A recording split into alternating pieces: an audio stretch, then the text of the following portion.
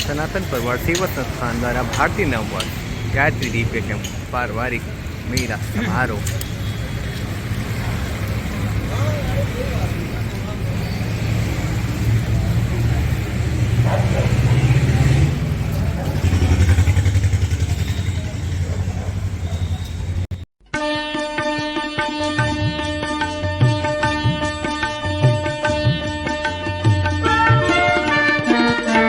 हमारा है यह दृढ़ संकल्प, नया संसार बसाएंगे। हमारा है यह दृढ़ संकल्प, नया संसार आलोकित करें यहाँ का वातावरण। मंचासीन अभ्यागत निवेदन दीप प्रज्वलन कर वातावरण को आलोकित करें। अग्नेय सुप्रभाय अस्मान् विश्वानि देववायुधान विद्वान् पुष्पां ते नमोक्तिं विधेम। सर इधर देखिए, इधर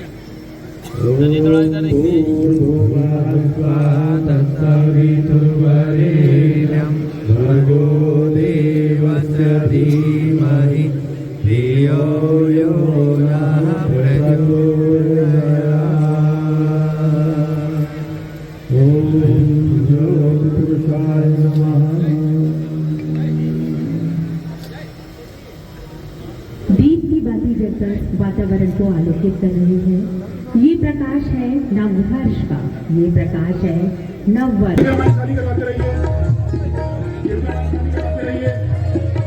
आदरणीय सुधीर गर्ग जी हमारे बीच में हैं, मनोज अग्रवाल जी हमारे बीच में। श्याम परिवार से आपसे भी निवेदन है, श्याम परिवार से आदरणीय मनोज जी और सुधीर गर्ग जी आपसे निवेदन है कि मंच पर आए।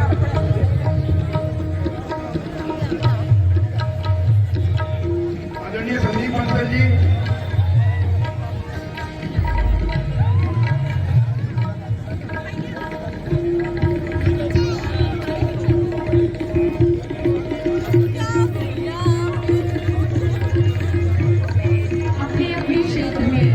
आदरणीय भारत भूषण जी हमारे बीच में। नोकराम अग्रवाल जी हैं, विनोद अग्रवाल जी हैं, जितेंद्र सिंह चौहान जी हैं, लखनऊ व्यापार मंडल महामंत्री श्री नीरज चौहान जी अध्यक्ष, मोबाइल एसोसिएशन घनश्याम अग्रवाल गुड्डा जी, मनोज राय जी। कृपया इतना पहले मंच खाली करवा दीजिए जल्दी से। हम गौरवान्वित हैं आपको सम्मानित कर। ये वो साथी हैं जिनके विचारों की वजह से आज कार्यक्रम संपन्न हो पाया। इन लोगों ने कहा कि जैसा भी तन मन धन से सहयोग चाहिए, ये हिंदू नववर्ष पे, भारतीय नववर्ष पे कार्यक्रम होना चाहिए। आप सबके सहयोग से इतना भव्य और दिव्य कार्यक्रम आज आयोजित किया जा रहा है। मैं इसी क्रम में अनुरोध करता हूँ संदीप अग्रवाल जी, अविनाश अग्रवाल जी, राकेश त्रिपाठी जी, कृपया मंच भव्यता बना दो, मंच खाली करिए, मंच खाली करते रहिए कृपया। संदीप अग्रवाल जी, अविनाश अग्रवाल जी, राकेश त्रिपाठी जी, आलोक अग्रवाल जी, नरसिम्हा वर्मा जी,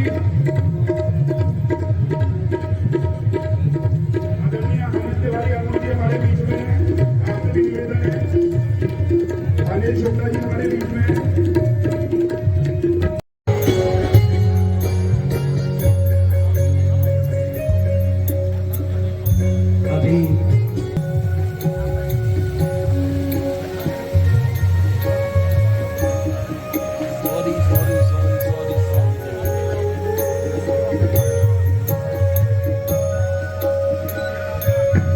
भले परम सदगुरुदेव की, युगाधिपति महाकाल की।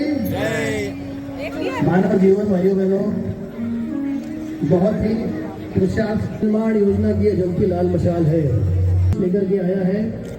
जीवन के देवता को आओ तनिक संवारे। यदि किसी चीज को संवारने की आवश्यकता है तो जीवन साधे तन मन जीवन आत्मबोध से, तत्वबोध से जीवन बनाए दर्पण। जीवन के देवता को हम यदि प्रसन्न करने, वरदान भी मिलेंगे, सजने लगेगा जीवन। वरदान भी मिलेंगे, सजने लगेगा जीवन, जीवन के देवता को आओ तनिक सहारे, जीवन के देवता, जीवन ही देवता है, जीवन ही देवता है, और को पुकारे, जीवन के देवता को आओ तनिक सहारे, जीवन के देवता को आओ तनिक सहारे।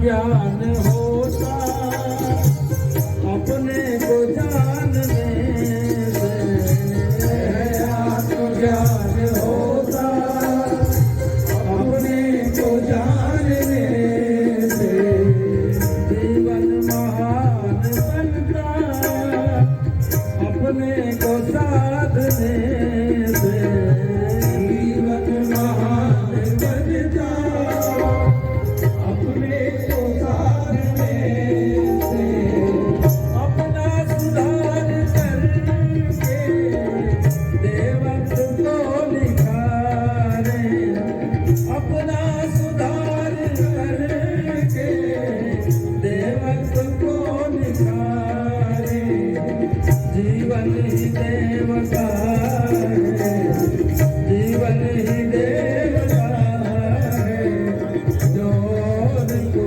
पुकारे, जीवन के देवता को आओ तनिक सहारे, जीवन के देवता को आओ तनिक सहारे।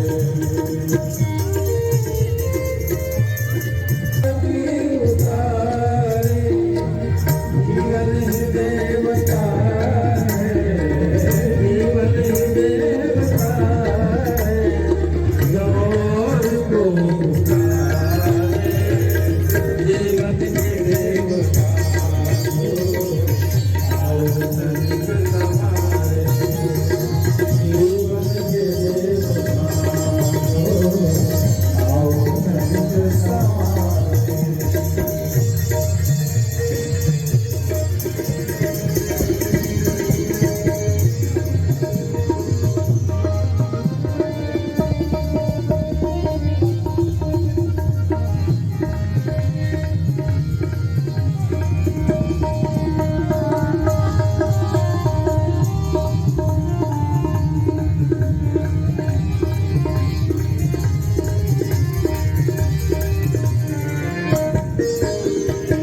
जीवन के देवता से अवतार भी प्रकट हो, जीवन के मार्गदर्शन और अनेक कार्यों में आप संलग्न हैं। WHO के योग के नामित प्रतिनिधि हैं। यूनेस्को में इंटर गवर्नमेंटल मीटिंग में योग को वर्ल्ड इंटेलिजिबल हेरिटेज घोषित कराने में आपने प्रमुख भूमिका निभाई है। यूएनओ की ग्लोबल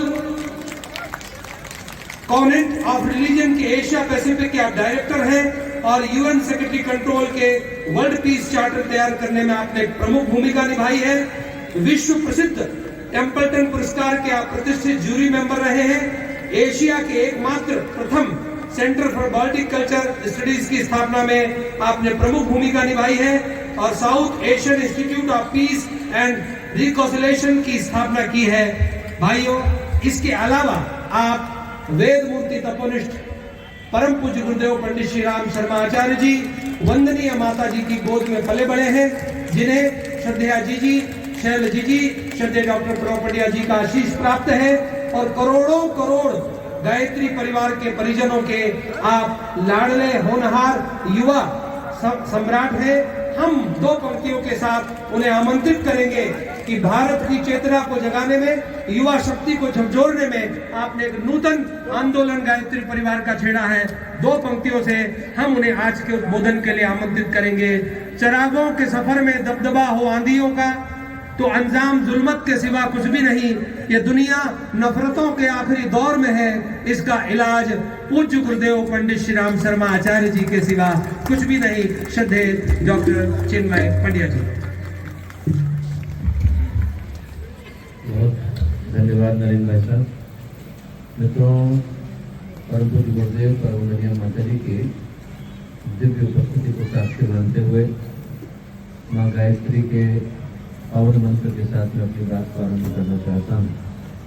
माँ गायत्री का एक पवित्र मंत्र भारतीय ज्ञान परंपरा का, भारतीय आध्यात्मिक विरासत का एक ऐसा पवित्र और मूल्यवान मंत्र है जो एक महत्वपूर्ण प्रेरणा को लेकर के अवतरित हुआ है। और वो प्रेरणा एक ही है, ये जो मनुष्य का जीवन हम लोगों को मिला, ये एक सौभाग्य के रूप में भी मिला और एक संभावना के रूप में भी मिला।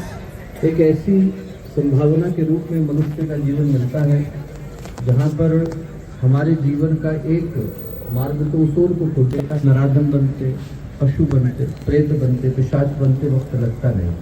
शरीर वही रहता है, सिर्फ उसके अंदर की चेतना बदल जाती है, चेतना विकृत हो जाती है। और उसी मनुष्य के जीवन के अंदर एक संभावना वो भी है जो उसे उन्नति की ओर, उत्थान की ओर, उत्कर्ष की ओर लेकर के जाती है। चिंतन प्रकाशित हो जाए, व्यक्तित्व परिष्कृत हो जाए, भावनाएं उदार हो जाएं, तो उसी व्यक्ति को हम लोग महापुरुष के नाम से, महामानव के नाम से, सिद्ध संत महात्मा के नाम से, ऋषि मुनि के नाम से, भगवान के नाम से जानते हैं। अंतर सिर्फ इस बात का पड़ता है कि व्यक्ति की चेतना प्रकाशित है कि दूषित है।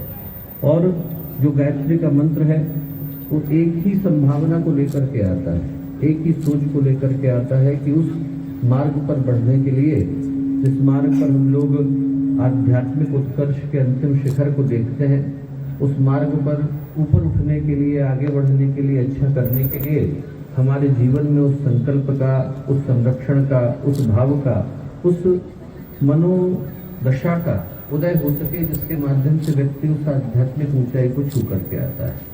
और उस शिखर को छूने के लिए सिर्फ एक ही चीज की आवश्यकता होती है, व्यक्ति के अंतर्मन में, अंतःकरण में श्रद्धा का उदय। इस संसार में जितने भी बल हैं, शरीर का बल है, धन का बल है, जन का बल है, प्रजा का बल है, इन सारे बलों की, इन सारे शक्ति सामर्थ्य की अपनी एक सीमा है और कालावधि भी सुनिश्चित है।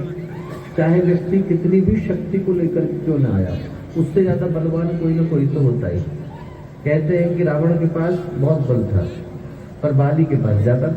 वो उसी रावण को अपनी कांख के अंदर दबाकर धरती की अनेकों बार परिक्रमा कराया।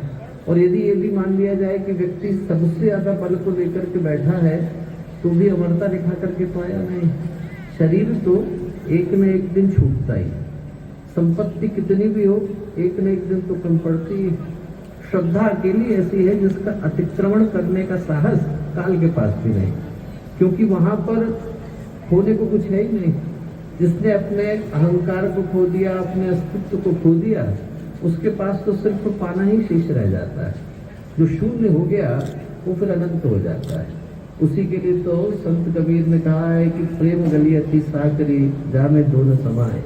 ये जो श्रद्धा की गली है बहुत सक्रिय, दो लोग उसमें नहीं जा सकते। प्रेम गली अति साकरी जा में दो न समाए, जब मैं था तब हरि नहीं, जब हरि है तब मैं नहीं।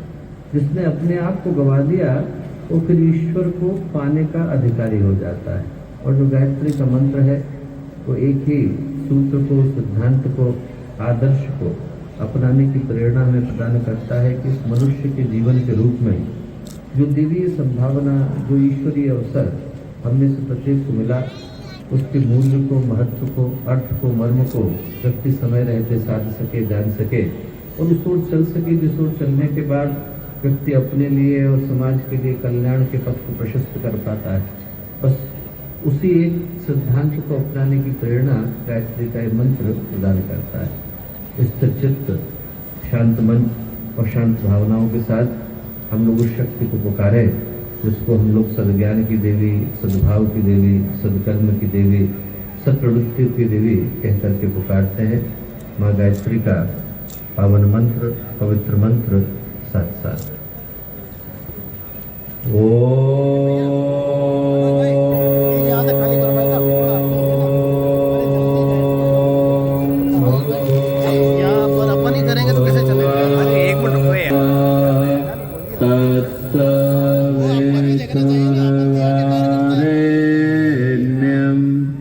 भर्गो देवस्य धीमहि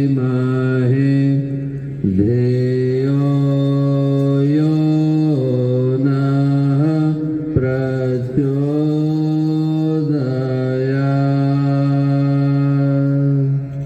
सम्मानित कार्यकर्तागण, यहाँ लखनऊ के विभिन्न स्थानों से आए गायत्री परिवार के सभी कार्यकर्तागण, इस कार्यक्रम के आयोजन समिति के सभी पदाधिकारीगण, प्यारे भाइयों बहनों और प्यारे बच्चों, मित्रों, आज हम लोग दीपयज्ञ के इस पावन अवसर पर यहाँ उपस्थित हैं और ये जो दिन है, ये जो अवसर है और आज का जो समय है वो एक महत्वपूर्ण सौभाग्य को, एक अलौकिक सौभाग्य को लेकर हमारे जीवन में आया है।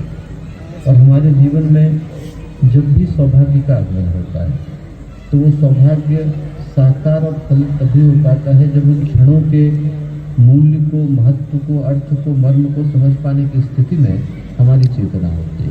नहीं तो अवसर आते हैं, हमारे द्वार को खटखटाते हैं, यदि उन क्षणों के मूल्य को समझ पाने की स्थिति में हमारी चेतना न हो, हमारी आत्मा न हो, हमारी मनस्थिति न हो, तो वो अवसर आएंगे, द्वार खटखटा करके चले जाएंगे। हमारे जीवन में किसी क्रांति की संभावना को जन्म नहीं दे पाए।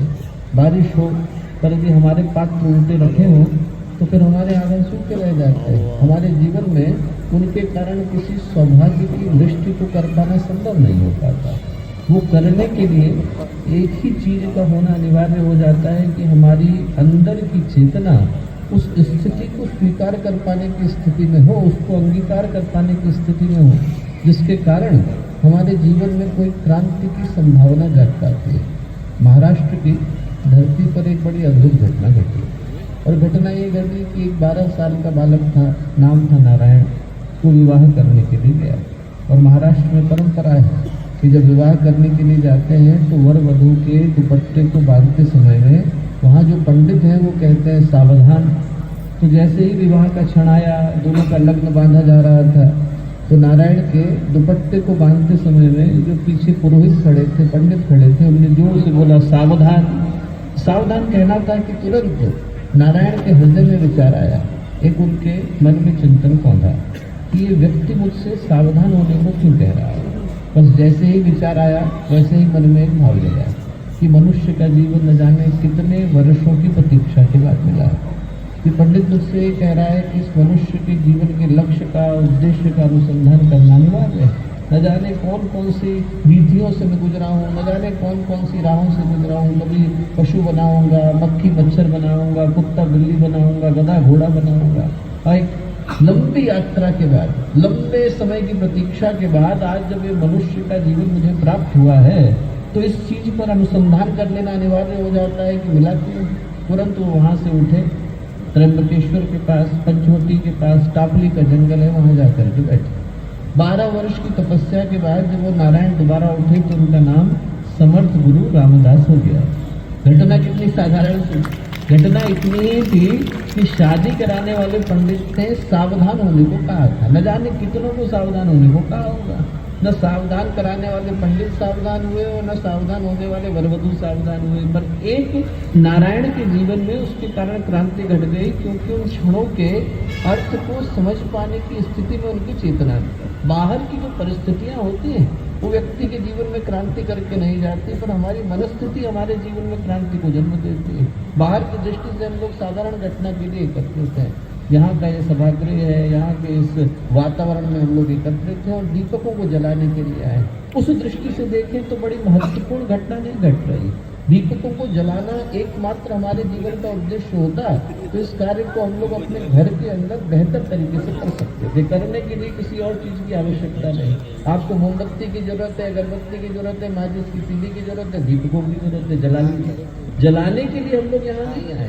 हमने लोग यहाँ जिस उद्देश्य के लिए आए हैं वो उद्देश्य बड़ा महत्वपूर्ण हो जाता है। वो उद्देश्य वो है जिसको अभी शांति गुंज के उद्गाता अपने गीत के अंदर कह रहे थे, जीवन के देवताओं को आओ तनिक सभा में। जो मनुष्य का जीवन है और इस जीवन के रूप में जो संभावना हमको मिली, उस संभावना का स्मरण कराने के लिए दीप करके आता है। ये कहता है कि बाहर का अंधेरा तो इन बल्ब से दूर हो जाता है, जो ट्यूबलाइट है, हेलोजन लगे हैं, बाहर के अंधेरे को दूर करने के लिए पर्याप्त है। और जो भीतर का अंधेरा है, जन्म जन्मांतर का जो अंधेरा है, न जाने कितने कुसंस्कारों का जो अंधेरा है, न जाने कितनी बुरी आदतों का जो अंधेरा है, जितनी बुरी प्रवृत्तियों का जो अंधेरा है, उसको दूर करने के लिए आत्मा के प्रकाश को उद्दीप्त करने की आवश्यकता होती है। और उस संभावना को जगाने के लिए आज का दीप के आया, ये याद दिलाने के लिए आया कि अपने अपने जीवन की जो उलझने हैं, परेशानियां हैं, भागदौड़ है, इनसे हम लोग क्षण भर के लिए मुक्त हों, एक सेकंड के लिए उनसे दूर हटें और अपने जीवन की समीक्षा और मूल्यांकन करें। अपने आप से पूछें कि जो मनुष्य का जीवन हम लोगों को मिला, इसके साथ हम लोग न्याय कर पा रहे हैं कि नहीं कर पा रहे हैं। न जाने कितने वर्षों की प्रतीक्षा के बाद मिला। गुरुदेव ने कहा कि हमको याद हो न हो, पर हमने से हर आत्मा जब धरती पर आने वाली थी तो भगवान ने हमको बुलाया था और एक से 1 to 1 की बातचीत करी, हर व्यक्ति के साथ 1 to 1 की बातचीत करी। और क्या कहा? ये कहा कि बेटा तू मेरी सबसे प्यारी आत्मा है, मेरे पास जो सबसे बेहतरीन उपहार है वो मैं आज तुझे गिफ्ट में दे रहा हूँ। इससे बढ़कर के देने के लिए मेरे पास दूसरा कोई उपहार है नहीं। ये जो मनुष्य का जीवन है, ये जो मनुष्य का जीवन है, इससे बढ़कर के दूसरा कोई उपहार मेरे खजाने में नहीं है, मेरे पास इससे बढ़कर के और कुछ नहीं। तू जाना, मेरी बनाई सृष्टि को, मेरे बनाए संसार को, मेरी दुनिया को समृद्ध बनाने की कोशिश करना। और जब लौटने का वक्त आए तो चेहरा झुका के मत आना, निराशा लेकर के मत आना, ये कहते हुए मत आना कि जो अवसर मिला था भगवान उसको हम लोग गंवा गए। और यदि हम लोग अपनी अपनी छाती पर हाथ रख करके पूछें तो क्या ये दुर्भाग्य की क्षण है? यदि कोई हमसे पूछे और अपने जीवन की समीक्षा और मूल्यांकन करने को कहे तो कभी कभी ऐसा लगता है कि हम लोग उस संभावना को भी भूल बैठे जो हम लोग लेकर के आए, उस वचन को भी भूल बैठे जो हम लेकर के आए, और ये भी भूल बैठे कि हम लोग किसके प्रतिनिधि हैं। जब गीता में भगवान अपना विराट रूप दिखाते हैं तो गीताकार के मुंह से निकलता है दिव्य सूर्य सहस्रस्य। इतना प्रकाश भगवान के अंदर था जितना सहस्रों सूर्यों के एक साथ उदय होने पर निकलता है। उस प्रकाश के अंश के रूप में जीवात्मा धरती पर आती है। ईश्वर अंश जीव अविनाशी, उस परमात्मा के प्रतीक के रूप में, प्रतिनिधि के रूप में, एम्बेसडर के रूप में हम लोग धरती के अंदर विद्यमान है, जिसके लिए उपनिषद का ऋषि कहता है शृण्वन्तु विश्वे अमृतस्य पुत्र आये धामानि दिव्यानि कस्तु। अरे सुनो तो सही, अमृत के पुत्र हो, परम पिता के पुत्र हो, प्रकाश के पुत्र हो, विधाता के पुत्र हो, जो स्वयं भगवान का पुत्र है, उसके कदमों को रोक पाने की सामर्थ्य किसी के अंदर है नहीं। वो यदि खड़ा हो जाए तो आसमानों को हिला देने का जज्बा अपने अंदर सुरक्षित रखता है। और उस संभावना को हम लोग लेकर के आए। आज का जो दिन है वो ये स्मरण कराने के लिए आया कि जिस दिव्य संभावना को, जिस ईश्वरीय संभावना को, जिस महान संभावना को लेकर हमने से हर आत्मा इस धरती पर अवतरित हुई है, उस जीवन के लक्ष्य का, उद्देश्य का स्मरण कर लेना अनिवार्य हो जाता है। बाकी की चीजें व्यक्ति भूल जाए तो कोई दिक्कत परेशानी की बात नहीं, वो चीजें एक बार गुम होने के बाद मिल जाती हैं। यदि जीवन का उद्देश्य चला जाए तो उसको दोबारा लौटाने में बहुत वक्त लगता है। महर्षि गौतम यहाँ से बहुत दूर की तपस्थली नहीं रही, उनके जीवन की घटना है। उनके जितने शिष्य थे वो सब बड़ी बड़ी जगहों पे गए, कोई राजा बना, कोई महामंत्री बना, कोई सेनापति बना, सब बड़ी बड़ी जगहों पर, अच्छी अच्छी जगहों पर प्रतिष्ठित थे। एक व्यक्ति अपने जीवन के उद्देश्य को भूल गया, डाकू बन गया, लोगों की हत्याएं करता, वध करता। एक दिन जैसे ही उनको पता चला तो उन्होंने कहा कि इससे मिलना तो अनिवार्य है। पूर्णिमा की रात थी, मिलने के लिए गए। जब मिलने के लिए गए तो दूर से उसने देखा कि कोई आ रहा है। उसको तुरंत क्रोध आया कि ये कौन व्यक्ति है जिसके ऊपर मेरे आतंक की छाया नहीं है, डर क्यों नहीं रहा। तुरंत तलवार लेकर के उनको मारने के लिए गया। जैसे ही वध करने के लिए तलवार उठाई, पूर्णिमा के चंद्रमा की रात में देखा वो जो चंद्रमा का प्रकाश था कि गुरु सामने खड़े हैं।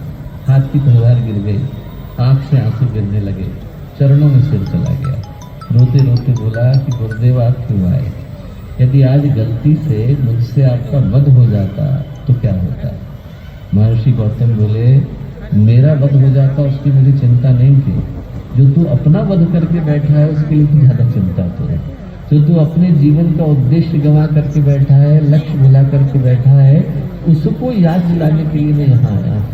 जो दीपिका का अवसर है दोस्तों, वो इसलिए आया कि हमारा जीवन जिस तरफ को चला गया है उस तरफ से लौटा करके उस तरफ को लेकर के आए जहाँ जीवन का उद्देश्य पूर्णता को प्राप्त करता है। यदि हम लोग महापुरुषों की दृष्टि से देखें तो मनुष्य का जीवन मिलता इसलिए है कि हमने से प्रत्येक के अंदर ईश्वरत्व की, देवत्व की, महान बनने की जो संभावना है उसको हम लोग साकार कर सकें। यदि हम लोग अपने आसपास देखें तो पाएंगे कि व्यक्ति का जीवन सामान्य सी खुशियाँ भी नसीब नहीं कर पाता है। हर व्यक्ति के जीवन में इतनी परेशानी आ गई, स्ट्रेस आ गया, टेंशन आ गया, अपने दिल के अंदर, दफ्तर के अंदर, दिमाग के अंदर, घर के अंदर, परिवार के अंदर व्यक्ति इतने सारे स्ट्रेस को बटोर करके बैठा है कि सामान्य सी खुशी भी नसीब नहीं हो पाती। वो दिन दूर नहीं है कि हम लोग लंबी लाइन लगाएंगे, 500 रुपये का टिकट काटेंगे, क्या देखने के लिए जा रहे हैं? अंदर साहब म्यूजियम के अंदर एक व्यक्ति हंस मुस्कुरा रहा है, उसको देखने के लिए जा रहे हैं, क्योंकि हंसता खिलखिलाता मुस्कुराता व्यक्ति अब दिखाई पड़ता नहीं है। आज स्थिति इतनी विषम हो गई है कि कोई व्यक्ति यदि सड़क पर मुस्कुराता निकल जाए, हंसता निकल जाए, खिलखिलाता निकल जाए तो उसको देख करके 20 लोग टेंशन में आ जाते हैं कि भले आदमी को मिल क्या गया है जो मुझे नहीं मिला है। दूसरे को देख करके आदमी की खुशी चली जाती है। छोटे से लेकर बड़े आदमी को परेशानी है, सबके जीवन में टेंशन है, अपने अपने तरह की टेंशन है। हम लोग 8-10 वर्ष पहले मुंबई में थे तो एक बड़े प्रसिद्ध उद्योगपति वहाँ आए और रोने लग गए। तो मैंने कहा क्या हो गया? बोले भैया इस बार बड़ा नुकसान हुआ। कितने का हुआ? तो बोले 1 करोड़ का हुआ। चलिए गुरुदेव से प्रार्थना करेंगे कि सही हो, आपका बड़ा नुकसान हो गया। तो उनकी पत्नी बोली भैया इनकी बात मत सुनना। मैंने कहा क्यों?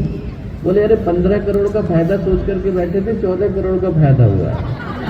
1 करोड़ का नुकसान नहीं हुआ है, 15 करोड़ का फायदा सोचा था तो 14 करोड़ का फायदा, 1 करोड़ का नुकसान नजर आ रहा है। आदमी की जिंदगी की खुशियाँ चली गई।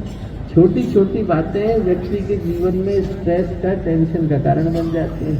कोई एक बात कह देता है, बच्चे के दिल में गहरी लग जाती है, घर से निकलता है, आत्महत्या करने को तैयार हो जाता है। संवेदनशीलता व्यक्ति के अंदर इतनी आ गई, भावुक कितना हो गया व्यक्ति कि छोटी छोटी चीज़ें हमारी खुशियों को छीन करके ले जाते हैं। यदि हम सोचें कि इसका कारण क्या है तो इसका एक कारण तो ये है कि हम लोगों को जो हीरे के रूप में मनुष्य का जीवन मिला उसको हम कंकड़ की तरह से उठा करके फेंक देते हैं। न जाने कितने वर्षों की प्रतीक्षा के बाद, हमारी उम्र हो सकता है 40 हो, 42 हो, 50 हो, 18 हो, 70 हो, अनंत जन्मों की श्रृंखला में वो 18 हो, 70 है। न जाने कितनी बार हम लोग धरती पर आए, न जाने कितनी बार गए, न जाने कितनी बार चेक इन किया, न जाने कितनी बार चेकआउट किया। ये जो आज का दिन है वो याद दिलाने के लिए आया कि इन राहों से हम लोग हजारों बार गुजरे। एक बार इससे हटकर अपने जीवन के बोध का स्मरण करना अनिवार्य हो जाता है। हीरे के रूप में, मूल्यवान चीज के रूप में जो मनुष्य का जीवन मिला उसको व्यक्ति कंकड़ की तरह से उठा करके फेंक देता है। गुरुदेव ने प्रज्ञा पुराण में कथा लिखी है। कथा लिखी है कि एक व्यक्ति था, वो रहता था गांव में, नदी बहती थी, नदी के किनारे बहुत सारे कंकड़ पत्थर पड़े हुए। उन पत्थरों में से एक सिद्ध संत गुजरे, उनने कहा कि एक पत्थर जो है वो पारस का पत्थर है, ढूंढ ले। तो ढूंढ तो माला माल हो जाएगा। कैसे ढूंढे? दिखने में तो सारे एक जैसे लगते हैं। तो उसने नियम बनाया। नियम ये बनाया कि हर सुबह लोहे का बुरादा लेकर के निकलता है। पत्थर को उठाऊंगा, बुरादे में घिसूंगा, सोना बन गया तो ठीक, नहीं बनेगा तो उठा करके पानी के अंदर दोबारा फेंक दूंगा, नहीं तो वही पत्थर उठाना पड़ेगा। तो नियम तो बहुत अच्छा था। 1 हफ्ते के बाद आदत पड़ गई। तो उसको सिर्फ इतना याद रहा कि पत्थर उठाना है, बुरादे में घिसना है, पानी के अंदर फेंकना है। क्यों? ये भूल गया। 1 हफ्ता गुजर गया, 1 महीना गुजर गया, 1 साल गुजर गया, 10 साल गुजर गया, 20 साल गुजर गए। एक दिन पत्थर उठाया, बुरादे में घिसा, पानी के अंदर फेंका, 200 मीटर आगे बढ़ा और देखा क्या हुआ। वो जो हाथ का बुरादा था वो सोने में बदल गया था, पर पारस पत्थर चला गया था। वो जो उस व्यक्ति के साथ घटा वो हमारे साथ भी घटता है। ये जो मनुष्य का जीवन है पारस पत्थर के रूप में मिला है। हम चाहें तो इसी जीवन को विवेकानंद का बना सकते हैं, गुरुदेव का बना सकते हैं, महर्षि अरविंद का बना सकते हैं, रमण महर्षि का बना सकते हैं। मिलता यही याद दिलाने के लिए है कि वो क्षण हमें नहीं पता कि वो कब पारस का पत्थर हाथ से चला जाएगा, कब भगवान चेकआउट का नोटिस भेज देगा, कब हमें अपने इस शरीर को खाली करना पड़ेगा, व्यक्ति जानता नहीं। एक हीरे के रूप में मिला मनुष्य का जीवन कब हाथ से चला जाता है व्यक्ति जानता नहीं। जो पहली बात आज के दिव्य का दिन हमें स्मरण करने के लिए कहता है। वो ये कहता है कि यदि याद रखना है तो ये याद रखें कि जो हमारे जीवन की सबसे बड़ी कीमत है वो जीवन ही है। इसके अलावा और किसी चीज़ की आवश्यकता नहीं। जो मिल गया, व्यक्ति मोबाइल के लिए तड़पता है पर यदि उसको स्क्रॉल करने वाली उंगलियां नहीं हो तो आदमी करेगा क्या? व्यक्ति टीवी के लिए तड़पता है पर यदि उनको देखने वाली आंखें नहीं हो तो आदमी करेगा क्या? एक छोटे से सिर के बाल भी झड़ने लग जाते हैं तो आदमी को कीमत समझ में आ जाती है कि मनुष्य का जीवन कितना कीमती है। याद करने की आवश्यकता है कि जो हमें मिला वो बेशकीमती है, बहुमूल्य है, उससे ज़्यादा बढ़कर इस संसार में और कुछ है नहीं। ये दिव्य की का क्षण है वो यही याद दिलाने के लिए आता है कि व्यक्ति स्मरण कर सके कि जो चीज़ मिली उससे बढ़कर के मूल्य का कोई दूसरा नहीं।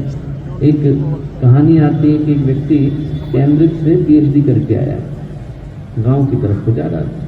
रास्ते में बाढ़ का पानी था तो उसने नाविक से कहा कि भैया पार कराओगे? बोले हाँ करा देंगे। बोले अच्छा ठीक। रास्ते में चलने लगा तो लगा कि बात करे जाए, बोर हो रहा था तो उसने कहा क्यों भैया तुमने फिजिक्स पढ़ी है? बोले नहीं भैया हमने तो नहीं पढ़ी। बोले तुम्हारी चौथाई जिंदगी बर्बाद गई, फिजिक्स नहीं पढ़ी तो क्या पढ़ा? थोड़ा और आगे गए, केमिस्ट्री पढ़ी है? बोले नहीं भैया हमने नहीं पढ़ी। अरे बोले तुम्हारी आधी जिंदगी बर्बाद गई, केमिस्ट्री नहीं पढ़ी तो क्या पढ़ा? थोड़ा और आगे गए, बोले मैथमेटिक्स पढ़ी है? बोले नहीं बाबूजी हमने तो नाम ही पहली बार सुना है। बोले अरे तुम्हारी 3/4 जिंदगी बर्बाद गई, किसी मतलब की नहीं रही। थोड़ा और आगे गए तो नाविक ने उनसे पूछा विद्वान व्यक्ति से, आपको तैरना आता है बाबूजी? बोले नहीं। बोले आपकी पूरी बर्बाद गई, नाव तो डूबने वाली है। बोले मैं तो तैर करके निकल जाऊंगा, आप कैसे जाएंगे? हम सबकी जो नाव है वो भवसागर में गोते खा रही है।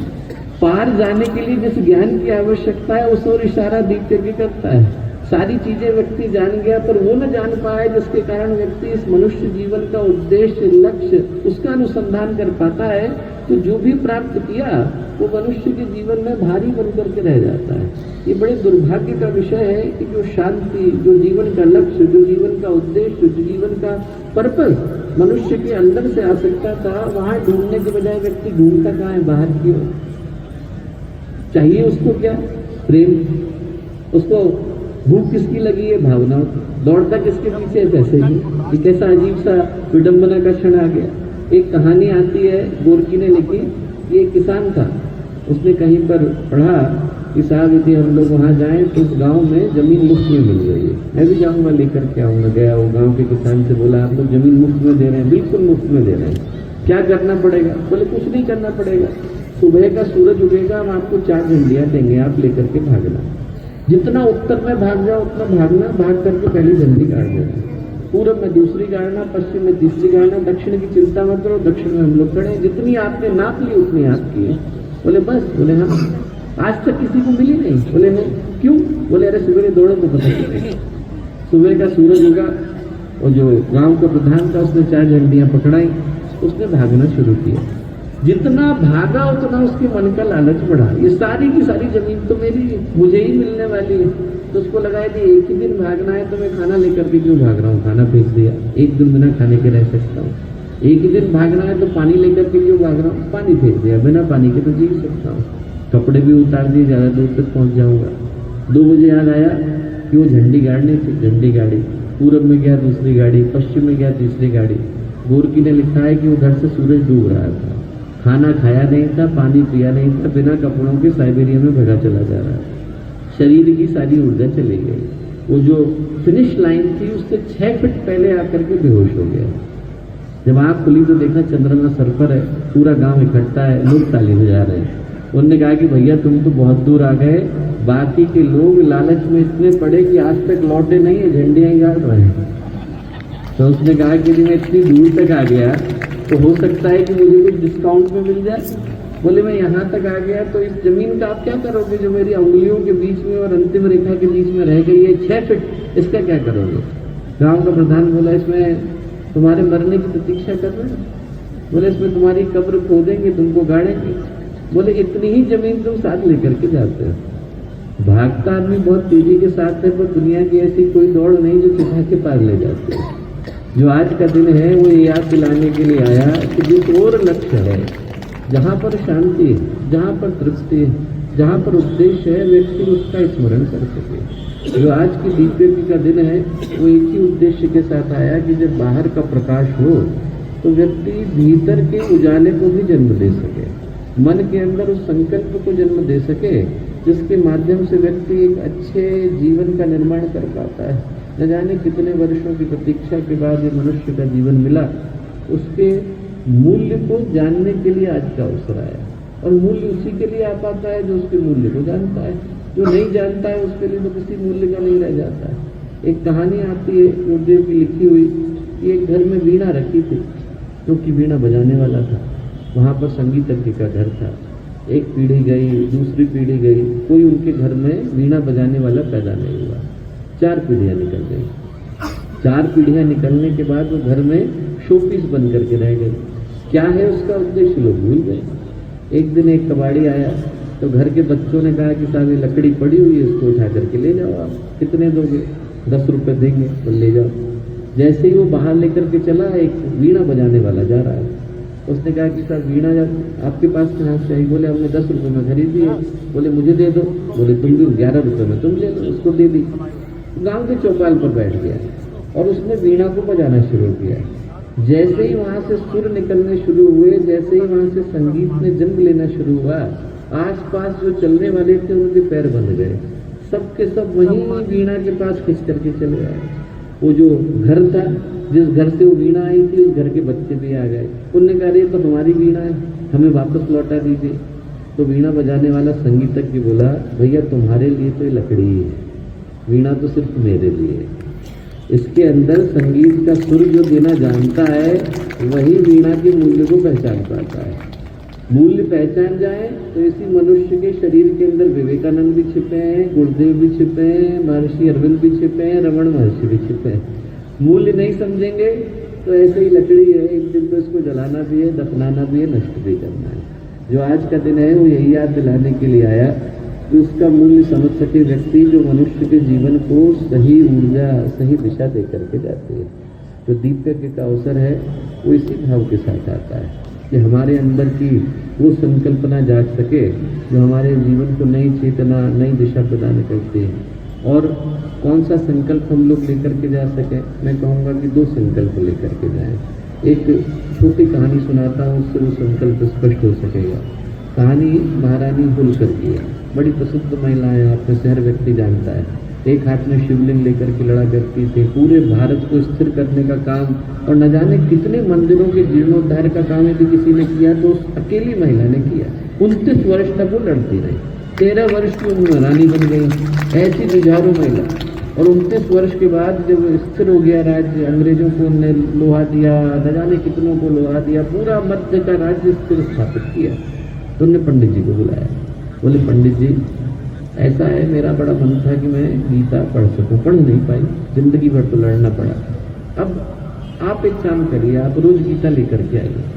गीता का एक श्लोक आप बोलिए, उस पर मैं चिंतन करूंगी, मनन करूंगी, ध्यान से सुनूंगी। और हो सकता है कि एक एक श्लोक को एक एक दिन में याद करूं तो मुझे 2 वर्ष में गीता पूरी याद हो जाए। पंडित जी बोले बिल्कुल हो जाएगी, मैं कल से ही ले आता हूँ महारानी। वो लेकर के आ गए। गीता उनने खोल दी। गीता जैसे ही खोली तो उन्होंने पहला श्लोक बोला, धृतराष्ट्रवाच। धृतराष्ट्र बोलते हैं, क्या बोलते हैं? धर्म क्षेत्रे कुरुक्षेत्रे संवेता युत्सव मामकाः पांडवाश्चैव किम कुर्वन् संजय। धर्म क्षेत्र में, कुरुक्षेत्र में मेरे बच्चे, पांडु के बच्चे मिलके क्या कर रहे हैं बता? संजय से पूछा। इतना बोलना था कि महारानी होलकर क्या बोली, पंडित जी रहने दीजिए, मुझे गीता समझ में आ गई। क्या बोल रही महारानी? पंडित जी बोले क्या बोल रही? अभी तो गीता शुरू नहीं हुई है, भगवान तो दूसरे अध्याय में बोलेंगे। बोले अभी तो ज्ञान की कोई बात नहीं आई, ज्ञान योग, कर्म योग, भक्ति योग सब बाद के अध्याय में। और ये तो धृतराष्ट्र बोल रहा है, कहानी का जो विलन है वो बोल रहा है, और वो भी काम की बात नहीं बोल रहा है। यही बोल रहा है कि संजय से पूछ रहा है क्या हो रहा है बता। बोले नहीं आप फिर से बोलिए। धर्म क्षेत्र कुरुक्षेत्र बोला उन्होंने। बोले बस यही रुक जाइए। आप बोल रहे हैं धर्म क्षेत्र कुरुक्षेत्र, और मैं क्या सुन रही हूँ? क्षेत्रे क्षेत्रे धर्मम कुरु। जिसको जो क्षेत्र मिल गया है वहां पर वो धर्म करे। मेरी दृष्टि में गीता का इतना ही सार है। हमें भगवान ने जहाँ बिठा दिया, हमें भगवान ने नागरिक बना दिया, अच्छे नागरिक बन जाए। हमें भगवान ने बेटा बना दिया, अच्छे बेटे बन जाए। हमें भगवान ने पिता बना दिया, अच्छे पिता बन जाए। हमें भगवान ने भाई बना दिया, अच्छे भाई बन जाए। हमें भगवान ने बहन बना दिया, अच्छी बहन बन जाए। भगवान ने जहाँ बना दिया जिस स्थान पर रख दिया, जो भूमिका दे दी, उस भूमिका में यदि हम धर्म के साथ उसका दायित्व का, कर्तव्य का निर्वहन करते हैं, हमारे जीवन में अध्यात्म आ जाता है। एक जो संकल्प है वो ये, यहाँ से हम लोग अच्छे नागरिक बनने का, अच्छे इंसान बनने का संकल्प लेकर के जाए। और जो दूसरा संकल्प वो याद दिलाने के लिए विवेकानंद की घटना याद दिलाता हूँ। पूरे भारत का भ्रमण करने के बाद अंतिम क्षण थे उनके, क्षीर भवानी का मंदिर था, कश्मीर में आप जाइए, वहाँ पर उसके भग्नावशेष के अंदर लेटे हुए थे, पूरा का पूरा मंदिर टूट गया। और उस मंदिर के जो एकदम जीर्ण उनका मन दुखी हुआ, उनके मन में संकल्प आया। संकल्प क्या आया? इस मंदिर को मैं बनवाऊंगा। संकल्प आना था कि देवी प्रकट हुई। वो जो देवी थी, उनने आते थे विवेकानंद से क्या कहा? बोले मंदिर मेरा तोड़वाया मैंने, बनवाने वाला तो कौन? बोले देख, मुझे मंदिर बनवाना होगा तो मैं मंदिर बनवा लूंगा। तो वो बना जो बनाने के लिए तुझे बुलाया गया है। क्या बना? बोले तू भारत को बना। वो वहां से बाहर निकले, 1901 की घटना है। और विवेकानंद ने बाहर निकलते से क्या नारा दिया? आज से आने वाले 50 वर्षों के लिए हमारी माता एक भारत माता, हमारी देवी एक भारत माता, हमारी आराध्य एक भारत माता। मैं कहूँगा हम लोग यहाँ से एक ही मंत्र लेकर के जाएं कि हमारी माता एक ही है, भारत माता। सिर्फ उसकी सेवा करने के लिए, उसी की शुश्रूषा करने के लिए हमें जीवन मिला। जहाँ जिस माध्यम से, जिन हाथों से, जितने तरीकों से इस देश की सेवा हो सके, वो करने का प्रण हमें लेकर के जाने की आवश्यकता है। इस समय ऐसा है जिस समय भारत को विश्व गुरु बनने की, जगत गुरु बनने की तैयारियां चल रही हैं। और उसका उत्थान एक ही माध्यम से संभव है कि व्यक्ति की आध्यात्मिक चेतना जागृत है। जिस भी माध्यम से, जिस भी तरीके से, जो भी हो सके वो कर सके हम लोग, जिससे देश की सेवा होती है। तो हम लोग का जो संकल्प है, हम लोग का जो प्रण है, और जो आज का दीपक है, वो एक ऐसी क्रांति को जन्म देगा जिसके माध्यम से देश की, संस्कृति की, राष्ट्र की चेतना मुखर होगी। और मुखर होने के बाद उस शिखर को छुएगी जिस शिखर को छूने की प्रतीक्षा इस देश की धरती, इस देश की माता, इस देश के वासी न जाने कितने वर्षों से करते चले आ रहे हैं। मैं कहूँगा कि आज का दिव्यज्ञ हमारे हृदय में एक ही प्राण चेतना को जगाने के लिए आया। अपने अपने व्यस्त जीवन में से क्षण भर के लिए रुकें, टटोलें अपने आप को और ये याद करें कि मनुष्य का जीवन मिला क्यों। दूसरा, यहाँ से उठे तो संकल्प को लेकर के उठे।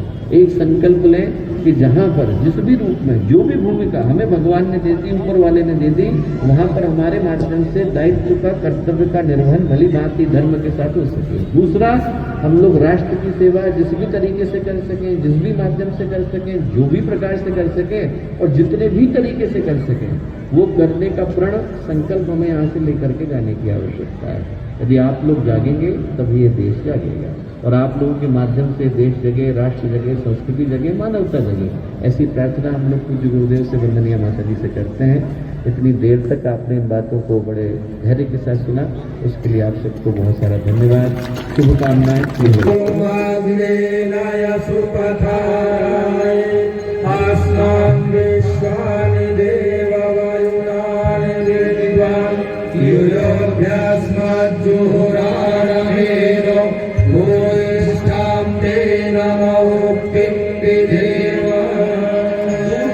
पहले जलाएं और फिर दीपक जलाकर बैठ जाएं। शुभ ज्योति के पुंज अनादि अनुपम ब्रह्मांड व्यापी आलोक करता। इसके बाद हमारे गणमान्य अतिथियों का उद्बोधन होना है। बहुत अभी कार्यक्रम बाकी है। आप निर्धारित स्वयंसेवक दीपक जलाएं। शुभ ज्योति के पुंज अनादि अनुपम ब्रह्मांड व्यापी जलाना पड़ेगा, इसे को जलाना पड़ेगा। स्वयं सेवा दीप जलाने।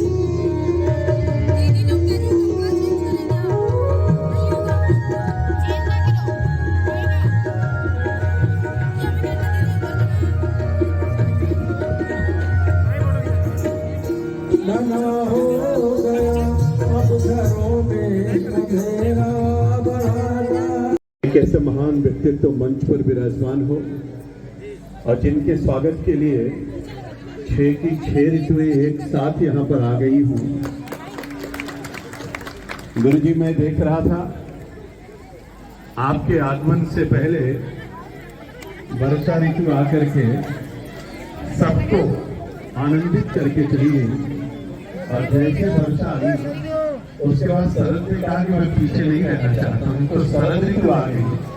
और शरद ऋतु के आगमन के बाद ग्रीष्म ने कहा कि मैं भी उपस्थिति दर्ज कराना चाहती हूँ, तो दीपक के रूप में ग्रीष्म आ गया। और जब ये तीनों ऋतुएं आ गई तो जो सबसे हमारे स्वर्णदास को संचित किया है और उनके बगल में विराजमान है, जिनको हम लोग अपना गुरु मानते हैं, राजनीतिक गुरु मानते हैं, जिन्होंने हम लोग को बहुत कुछ सिखाया है, जिनकी वाणी और जिनका व्यवहार। वैसे तो वह प्रोफेसर है, राजनीति के भी प्रोफेसर हैं और वाणिज्य के भी प्रोफेसर हैं, और दूसरी एक उनके अंदर कला है, व्यक्तियों संगम है। ऐसे आदरणीय प्रोफेसर डॉक्टर दिलीप, मैं उनका भी स्वागत और अभिनंदन करता हूं। और उनके बगल में हमारे आदरणीय सुधाकर त्रिपाठी जी हैं, जो हम सब लोगों के भाई हैं, मित्र हैं, वरिष्ठ नेता हैं। इधर हमारी निवर्तमान मेयर आदरणीय हेमंत भी आ गया। ये 6 की 6 ऋतुओं का आगमन आपके पदार्पण से हुआ। ऐसे परम पूजनीय ब्रह्मर्षि कलयुग की कुल आयु 4,32,000 वर्ष है, जिसमें से 5,124 वर्ष बीत गया। 125वां कल से प्रारंभ हो जाएगा। आप कल्पना करके देखिए, 6 मनवंतर बीत चुका, 7वां मनवंतर चल रहा है। 7वें मनवंतर की 28वीं चतुर्युगी चल रही है। 28वीं चतुर्युगी का कलयुग चल रहा है। कलयुग का प्रथम सोपान चल रहा है। तब भी मेरा भारत था, आज भी मेरा भारत है और आगे भी मेरा भारत रहने वाला है। यही तो अद्भुत काल है, यही तो समय है। और इसलिए मैं गुरु जी के सामने ज्यादा कुछ नहीं कहूँगा। ये तो बहुत विस्तार है, अनंत है, सब कुछ की गणना करना मुश्किल है। लेकिन गुरु जी, नीला इधर थोड़ा थोड़ा चमक रहा है, पीला उधर थोड़ा थोड़ा दिख रहा है, लाल रंग यहाँ पर भी आपके ऊपर गुरु जी चमक रहा है, पीले पीले, और चंद्रमा के रूप में सफेद भी है, लाल के रूप में सूर्य भी है, और तारे भी नजर आ रहे हैं। थोड़ा सा दूर देखिए तो काला काला बादल भी हमको आपको दिख रहा है। यानी सतरंगी रंग आपके आने से यहाँ पर आ गया है। रंगों का वह बिखरा हुआ भाव भी दिख रहा है। गोमती का जो तट है, वहां से माँ गोमती हम लोगों को आशीर्वाद दे रही हैं। अब भगवान श्री राम के छोटे भाई लक्ष्मण द्वारा बसाए हुए लखनपुरी में आपके आगमन से आज लखनऊ का कितना सौभाग्य हो गया है। मैं समझता हूँ हम सब लोगों के लिए आज का दिन दिव्यतम दिन है। और मैं जलते हुए प्रकाश से कहूंगा, शुभम करोति कल्याणम आरोग्यम धन संपदा शत्रुपति विनाशाय दीपक ज्योति नमोस्तुते। दीपक ज्योति पूर्वम दीपक ज्योति नागा दीपो हरत में पापम दीपक ज्योति नमोस्तुते। भगवान सूर्य से कहूंगा, आदि देव नमस्तुभ्यं प्रसीद भास्कर दिवाकर नमस्तुभ्यं प्रभाकर नमोस्तुते।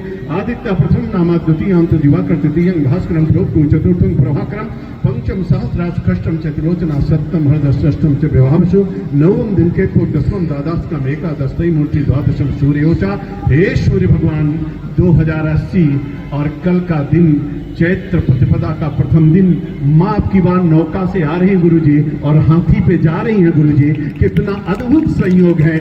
मैं समझता हूँ जम के पूजा करिए, नए वर्ष का स्वागत करिए। आम में बौर और टिकोरा आ गया है, कटहल में फल भी आ गया है, 9 कल्लो और पल्लो आ गए हैं, मधु के छत्ते दिख रहे हैं, गुरु जी का आशीर्वाद प्राप्त हो गया है, दीपक जल गया है, सब कुछ मंगल ही मंगल है। और इसलिए कोई चिंता करने की जरूरत नहीं।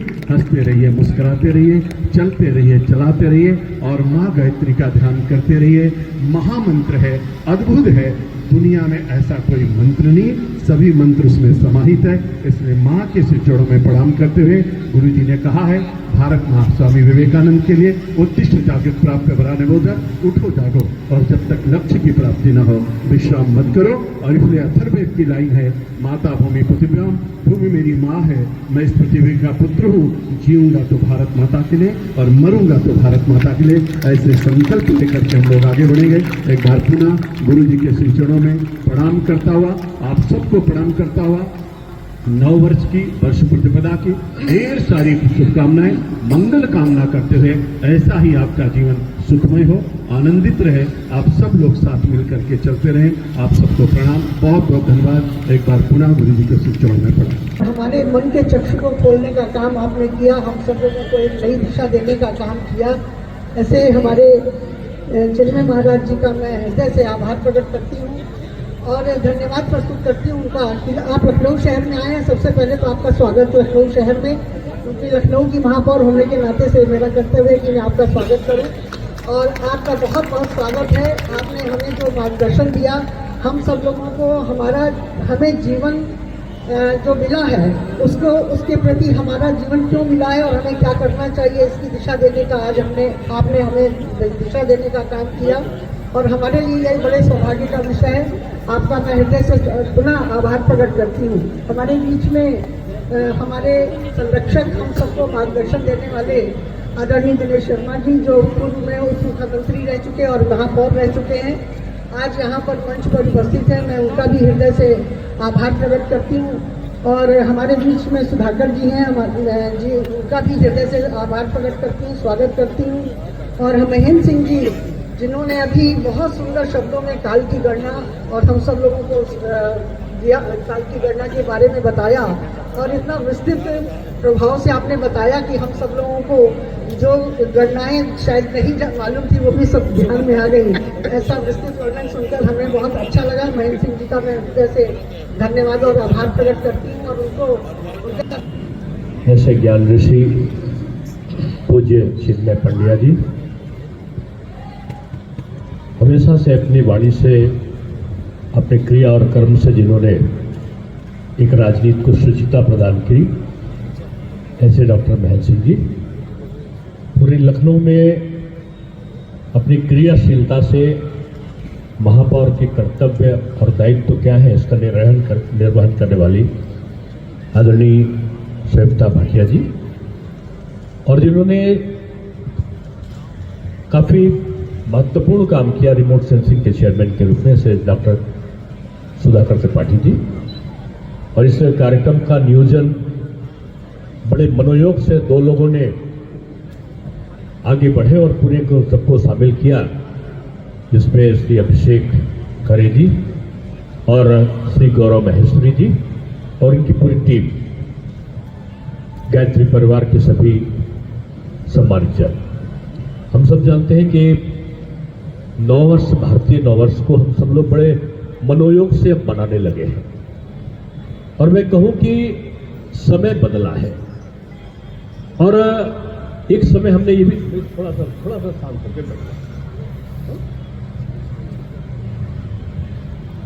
समय बदला है और कोविड के समय मैंने देखा कि बहुत सारे लोगों के हृदय का परिवर्तन हुआ है और उस हृदय के परिवर्तन में मैंने लखनऊ यूनिवर्सिटी में मैं विद्यार्थी रहा, प्रोफेसर रहा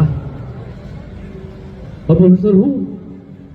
मैंने लखनऊ के युवाओं में बदलते हुए बदलाव देखा था कि 1 जनवरी आती थी तो मोटरसाइकिलों की स्पीड तिरछे करके चलने वाला, शराब की दुकानों पर बड़ी बड़ी लाइनें और ये काफी चीजें होती थी। पूरे इस लखनऊ शहर में भी, पूरे प्रदेश में भी एक बदलाव सा हो रहा था, चिंता का कारण बन रहा था। लेकिन कोरोना के बाद और गायत्री परिवार के द्वारा चलाए गए अभियान की महत्वपूर्ण श्रृंखला के कारण पूरे देश की मन मानसिकता में परिवर्तन आया, खासतौर से युवाओं में। और अब की मुझे देखकर ताजुब हुआ, रात को मैंने कहा था कि मैं 1 जनवरी को अब की भी निकल कर देखूं क्या नजारा है। तो 12 बजे का जो दौर आता था कि नया साल आया, तो अब की वो दौड़ती हुई मोटरसाइकिलों की रफ्तार मुझे नहीं दिखी। एक चीज जरूर दिखा कि मंदिरों की घंटियां मुझे बजते हुए सुनाई पड़ी और मंदिरों में लंबी लंबी कतारें मुझे दिखाई पड़ी। ये बदलाव सकारात्मक है और इस बदलाव के पीछे पूज्य युग ऋषि श्री राम शर्मा जी का, गायत्री परिवार का बहुत बड़ा योगदान है। मैं सौभाग्यशाली हूं कि पूज्य गुरुवर के श्री चरणों में बैठने का अवसर मुझे मिला कई कार्यक्रमों में, और महापौर के रूप में मैं 11 वर्ष रहा। मैंने गायत्री परिवार के बहुत सारे कार्यक्रम कराए और उनमें मुझे पूज्य प्रणव पांड्या जी का सानिध्य प्राप्त हुआ और आज तीसरी पीढ़ी के रूप में मैं आदरणीय चिन्मय पंड्या जी के साथ में सौभाग्य प्राप्त किया हूं बैठने का। आज भारतीय नववर्ष की पूर्व रात्रि है और इस पूर्व रात्रि में मैं कह सकता हूं कि कल जब भारतीय नववर्ष आएगा, बहुत सारे लोग नहीं जानते क्यों आया। ये चैत्र माह का जो शुक्ल प्रतिपदा है, उसमें कहते हैं कि बासंती नवरात्र का प्रारंभ है। विक्रमादित्य का राज्याभिषेक हुआ, राज्यारोहण हुआ। राम जी का भी राज तिलक इसी दिन हुआ। युधिष्ठिर का भी राज तिलक आज के दिन ही हुआ। भगवान झूलेलाल का अवतरण का दिवस भी यही भारतीय नववर्ष का दिन है। काल गणना का जो वैज्ञानिक स्वरूप है, इसी दिन राष्ट्रीय स्वयंसेवक संघ का भी जन्म इसी दिन 1925 में हुआ। यानी हर तरीके से ये महत्व का दिन है। ये जलते हुए दीप आज हमारे अंतर्मन में जो एक ज्वलनशीलता प्रदान कर रहे हैं। मुझे स्मरण आता है कि हृदय कैसा चल रहा है ये तो डॉक्टर बताता है, लेकिन हृदय के अंदर क्या चल रहा है ये स्वयं आपको बताना होगा, या ईश्वरीय शक्तियां इसे जान सकती है। अपने हृदय में चलाना है मुझे, अपनी भारत की मानसिकता को, अपने संस्कारों को। बदलते हुए समय में हमारा अच्छे जब दिन होते ना, अच्छा कोई शुभ कार्य होता, तो ये दीप का प्रज्वलन जीवन में प्रकाश हो, इसका संकेत देता है। लेकिन हम लोग अब जन्मदिन मनाने लगे हैं तो अंडे वाला केक लाते हैं, लंबा सा छुरा लाते हैं, काट काट के छोटा छोटा करके बांट देते हैं। हमारा जन्मदिन तो इन मंत्रोच्चारण के बीच में होता था। मुझे याद है अम्मा बूंदी की जो नुक्ति जिसको हम लोग बोलते हैं, मोतीचूर के लड्डू की अलग अलग बूंदियां मंगाते थे और उनको मिलाकर एक में करके मोतीचूर का लड्डू बना लेते थे। हम अलग अलग बूंदी को एक में मिलाकर भगवान के आगे दीप का प्रज्वलन करके नतमस्तक होकर ईश्वर का स्मरण करते थे, और पैर छू के जब अपने माता और पिता का जूते थे, गुरु का जूते थे, तो चिरंजीवी भव का आशीर्वाद प्राप्त करते थे। अब क्या है, 7 साल का बच्चा हो गया और हम दौड़ के बाजार से अंडे वाला केक लाकर 7 को मोमबत्ती जला दिया, और जलाने के बाद फूंक फूंक कर जो प्रकाश होने वाला था उसको अंधकार में डाल दिया। ये जो पाश्चात्य संस्कृत है, ये काटने और बांटने की संस्कृत है। और ये जो भारत की संस्कृति है ना, अलग अलग बूंदी चूर के लड्डू को मिलाकर ये समन्वय करने वाली, एक करने की संस्कृति है। इसलिए हम हर चीज में अपने परिवर्तनों को हमको देखना है। समय बदलेगा, परिवर्तन निश्चित है। किसी का हृदय बदलेगा और किसी का समय बदलेगा। आपको हृदय और समय दोनों बदलना है, और दोनों बदलने के लिए इस प्रकार से मैं व्यापार प्रकोष्ठ को लखनऊ महानगरी के बधाई दूंगा कि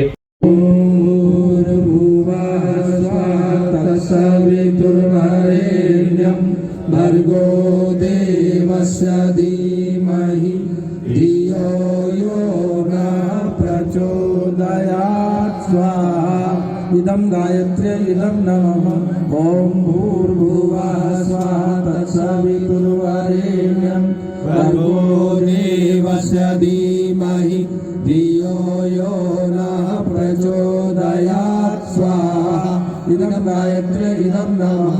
ॐ भूर्भुवः स्वः तत्सवितुर्वरेण्यं भर्गो देवस्य धीमहि धियो यो नः प्रचोदयात् स्वाहा। इदं गायत्र्यै इदं नमः। ॐ भूर्भुवः स्वः तत्सवितुर्वरेण्यं भर्गो देवस्य धीमहि धियो यो नः प्रचोदयात् स्वाहा। इदं गायत्र्यै इदं नमः। ॐ भूर्भुवः स्वः तत्सवितुर्वरेण्यं भर्गो देवस्य धीमहि धियो यो नः प्रचोदयात् स्वाहा। इदं गायत्र्यै इदं नमः। ॐ भूर्भुवः स्वः तत्सवितुर्वरेण्यं भर्गो देवस्य धीमहि धियो यो नः प्रचोदयात् स्वाहा। ॐ पूर्णमदः पूर्णमिदं पूर्णात् पूर्णमुदच्यते पूर्णस्य पूर्णमादाय पूर्णमेवावशिष्यते।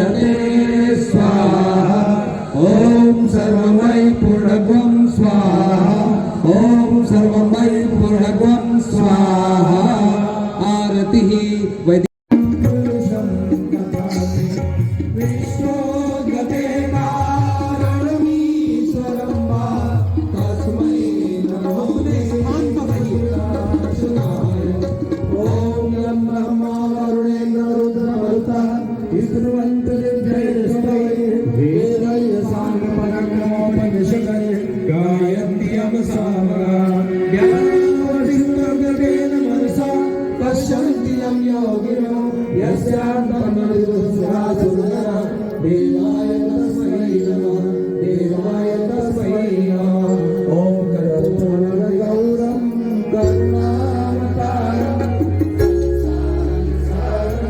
भुजगेन्द्रहारं सदा वसन्तं हृदयारण्ये भावं नमामि सदयं नमामि कर्पूरार्पितं समर्पयामि। हमारे महानुभावों से प्रार्थना है अपने स्थान पर आकर बैठ जाए। सभी को दिया जा रहा है माननीय महापौर जी को ये देव स्थापना चित्र शांति कुंज की ओर से दिया जा रहा है।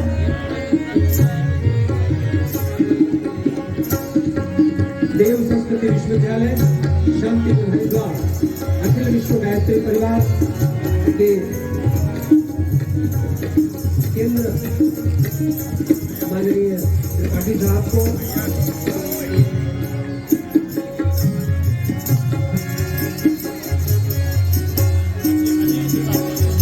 श्रीमान अंजलि श्रीवास्तव जी को ये देव स्थापना का चित्र समर्पित किया जा रहा है।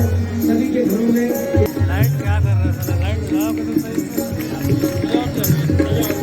श्री अभिषेक अपना स्थान ग्रहण कर।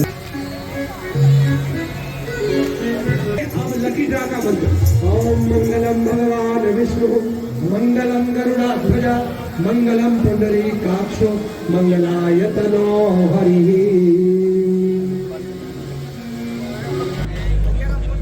जी ये लो। ये क्या लाए हो? जी खाना तो आज बना ही नहीं है। क्यों? जी राशन नहीं था। दिन भर घर में सोया करती है, खाना तक बना सकती। काम की ना दुश्मन अनाज की। चल हट जा मेरे सामने से।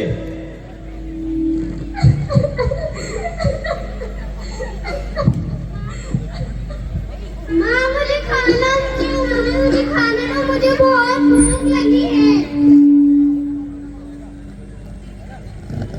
बेटा मेरे पास तो सिर्फ एक ही बिस्किट है।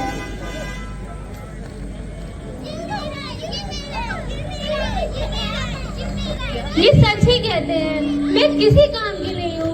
मेरे जीवन का क्या ही अर्थ है अब? मुझे मर ही जाना चाहिए। चलो बच्चों मेरे साथ चलो। आप शुरू हुआ है तो कहाँ रहे 1 घंटा।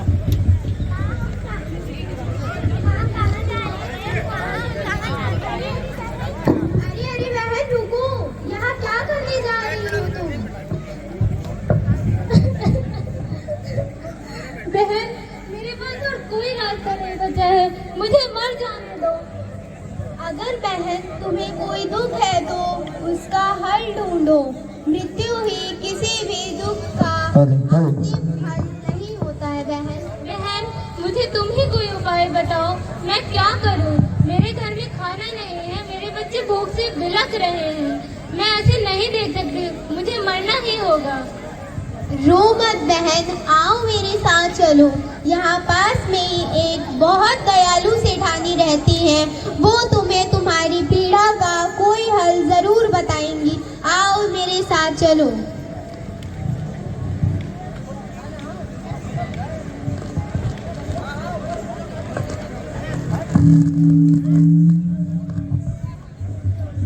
जो टेंट व्यवस्था देख रहे हैं मैं चाह तुम रो क्यों? शांत हो जाओ। ताई जी मैं क्या करूं? मैं बहुत परेशान हूँ। तुम मुझे अब परेशान मत करो। ताई जी मेरे बच्चे बहुत शराब पीते हैं। वो दिन भर मेहनत करते हैं और सारा पैसा वो दारू में उड़ा देते हैं। घर में अनाज नहीं है, मेरे बच्चे भूख से बिलखते रहते हैं। मैं क्या करूं ताई जी?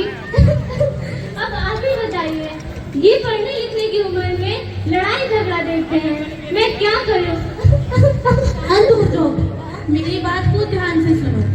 तो मैं तुम्हें धन पैसा अनाज सब दे तो सकती हूँ, पर वह सिर्फ थोड़े समय तक के लिए ही तुम्हारी परेशानी को दूर कर सकेगा। उसके बाद फिर से तुम्हें इन सारी परेशानियों का सामना करना पड़ेगा। चलो मैं तुम्हें पास के शांति कुंज धाम ले चलती हूँ। वहाँ पर तुम्हारे आज के और आने वाले कल की समस्याएं दूर होंगी। जी ताई जी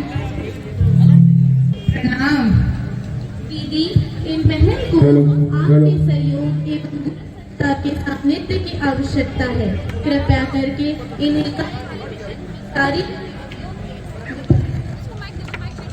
दीदी इन्हें गायत्री मिशन की गतिविधियों के बारे में बताएं तथा इनको जिससे इन्हें जीवन जीने में आसानी हो सके, इनके कष्ट दूर हो सके तथा इनकी शराबी पति को व्यसन से मुक्त करने के उपचार भी बताएं। बहन, ये शांति कुंज धाम है। यहाँ कोई पराया नहीं है, सब अपने हैं। इसीलिए मैं तुम्हें कुछ बात बताती हूँ, उसको ध्यान से सुनना और अपने जीवन में उतारने की कोशिश करना।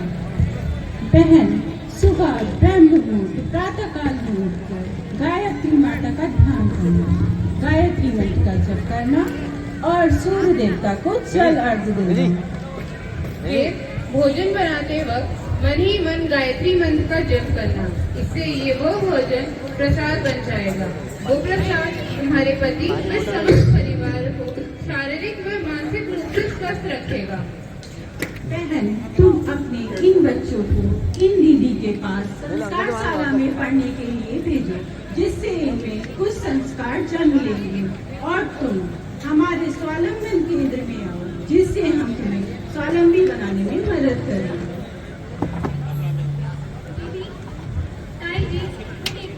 यही है मेरे बच्चे, इनकी दशा तो देखिए, शराब के भी इन्होंने क्या बना। बहन, ये लोग खाड़िया मेरे साथ दिन भर सर खाया करते हैं। ये क्वार्ट लो, इस क्वार्ट के सेवन से उनको अपने नशे की इस आदत से मुक्ति मिलेगी। बहन, ये लो पत्रिका, तुम भी पढ़ना और अपने परिवार वालों को भी पढ़ाना।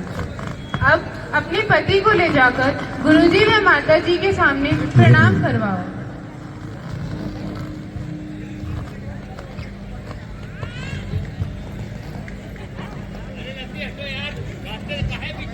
यारी हो गए।